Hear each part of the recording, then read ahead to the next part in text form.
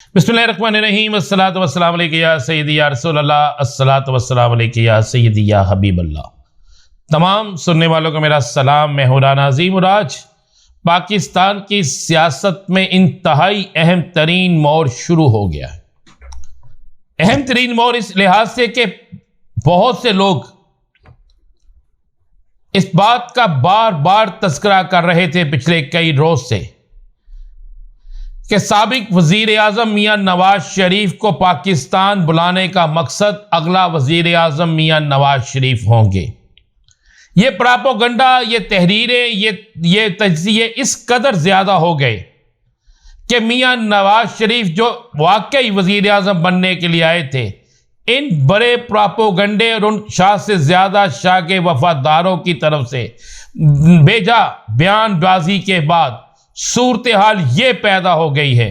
कि पाकिस्तान की तकरीबन तमाम सियासी जमातों ने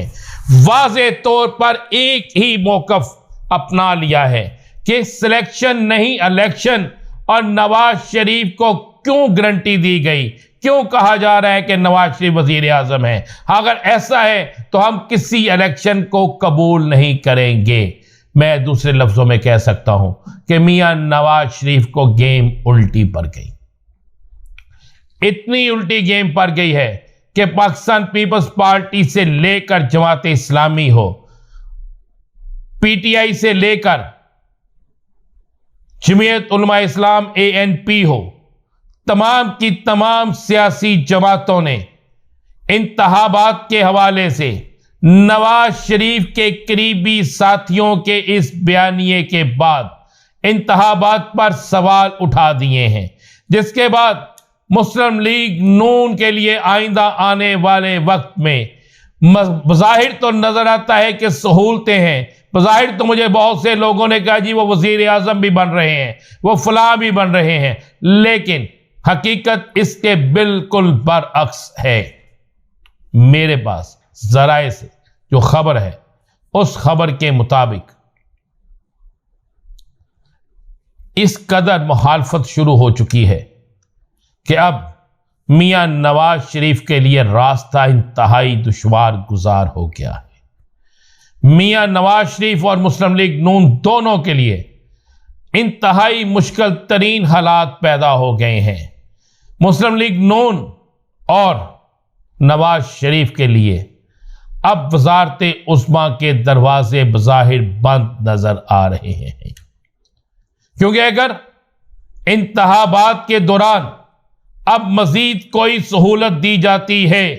तो कोई भी सियासी जमात, यहां तक कि आपने तकरीरें आज सुन ली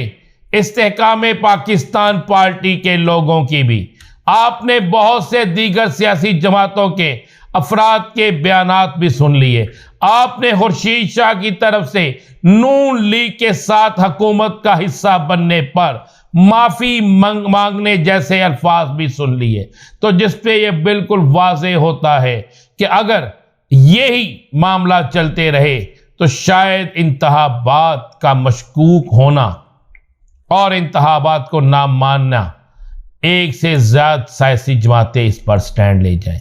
जिसके बाद पाकिस्तान के अंदर सियासी सूरत हाल, इंतहाबी सूरत हाल इंतहाई तेजी से तब्दील हो सकती है। मेरे जराए इस बात की भी तस्दीक कर रहे हैं कि चंद दिन से मियां नवाज शरीफ इस कदर परेशान हैं कि मियां नवाज शरीफ ने अपने करीब तरीन लोगों से यह कहा है कि हमारा प्रोपेगेंडा, जिससे हम ये समझते थे कि तहरीक इंसाफ का वोट बैंक टूट जाएगा, पीपल्स पार्टी के लोग भाग जाएंगे, तहरीक इस्तेहकाम पाकिस्तान हो या कोई और सियासी जमातें हों, वो सब की सब हमसे राब्ते करेंगी, मगर इस प्रोपेगेंडे और इस बेइंतहा तहरीक के चलने के बाद ये तासर सामने आ रहा है कि हमारे खिलाफ वो तमाम लोग हो गए जिन्हें हम अपने पलरे में समझते थे, वो खुलकर हमारी मुखालफत कर रहे हैं, जिस पर नून लीग के अंदर भी शदीद परेशानी लाहक है। जबकि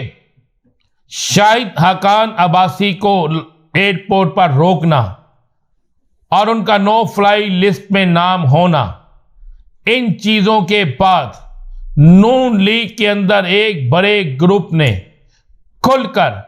اس پر نہ صرف احتجاج بلکہ کھل کر اس پر یہ بات شروع کر دی ہے کہ اگر ہم اپنے ہی لوگوں کے خلاف یہ سب کچھ کروانا شروع کر دیں گے،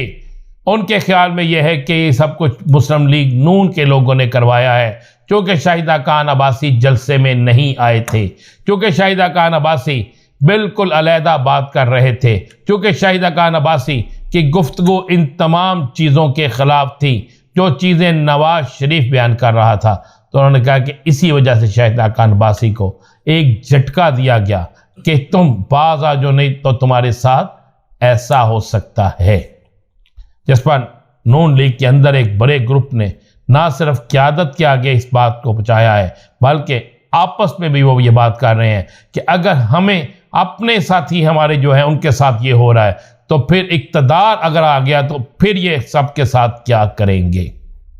اس کے بعد صورتحال نہایت سنجیدہ اور پیچیدہ